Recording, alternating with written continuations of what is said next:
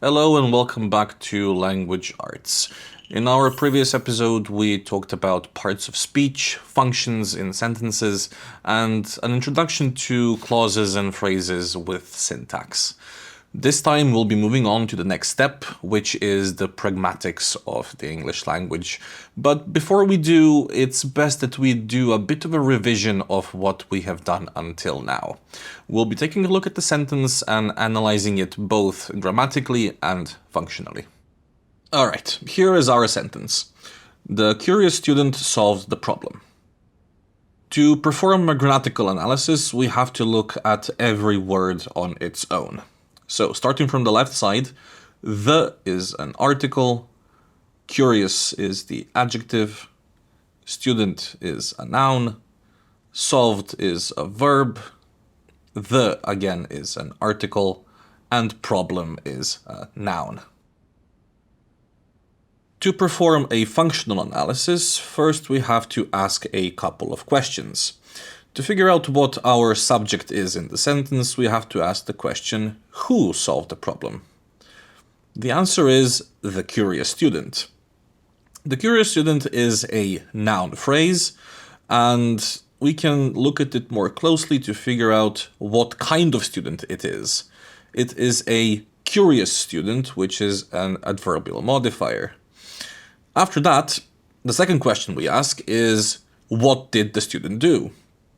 The student solved the problem. That is our predicate.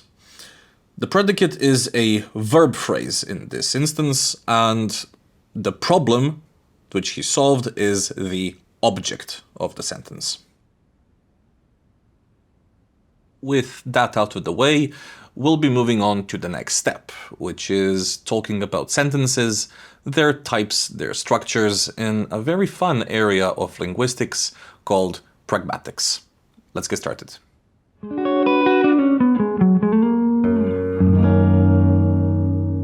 Sentences are the bread and butter of every language.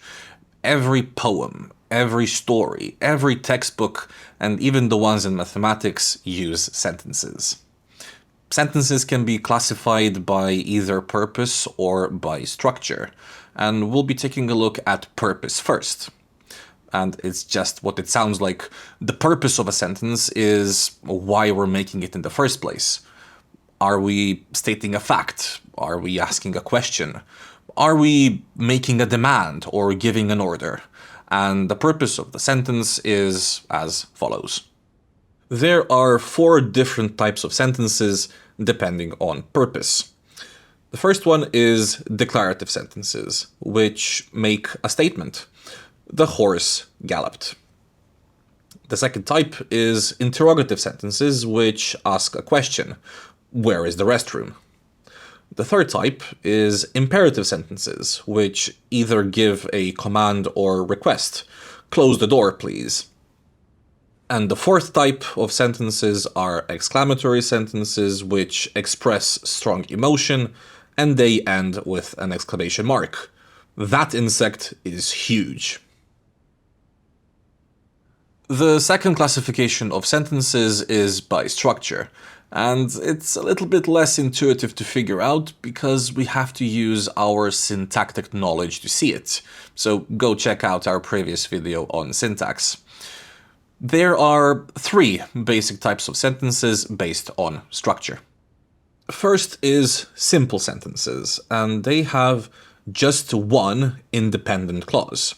The boy jumped. Second is compound sentences, which have 2 independent clauses, which are joined by a conjunction. The boy jumped and the dog barked.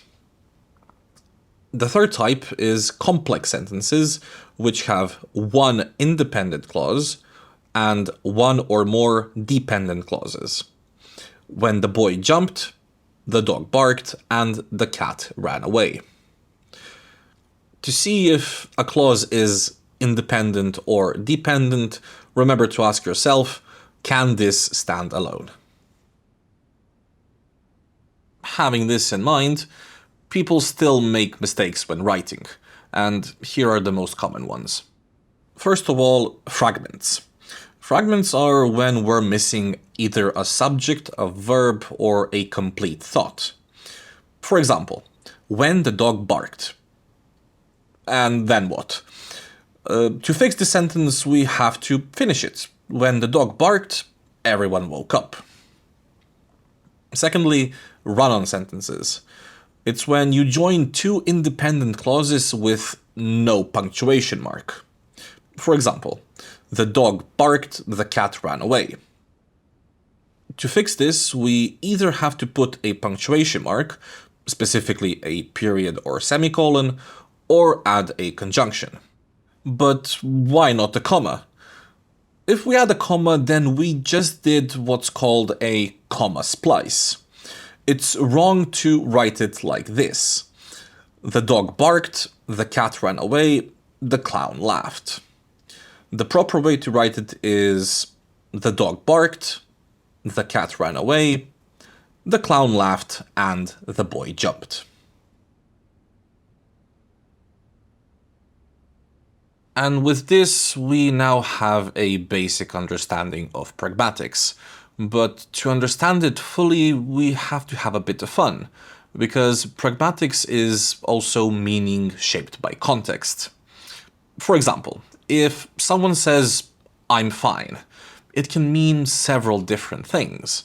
It can literally mean that somebody is okay, but it can also mean that somebody is quite upset or angry or just wants to get out of the conversation. The second example can be, "It's cold in here."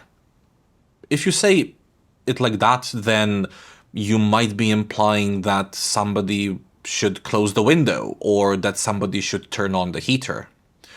And let's say you say something like, "We should hang out sometime." It could be a genuine interest in seeing someone again, but it can also be an avoidance tactic or just a pleasantry to end the conversation. And that's it. We've covered the purpose and the structure of sentences, and we've covered some basic meaning shaped by context. We can, with this, actually now recognize what someone is actually trying to tell us and what they mean with what they say. And in the spirit of pragmatics, we should hang out next time as well in our following episode. Take care.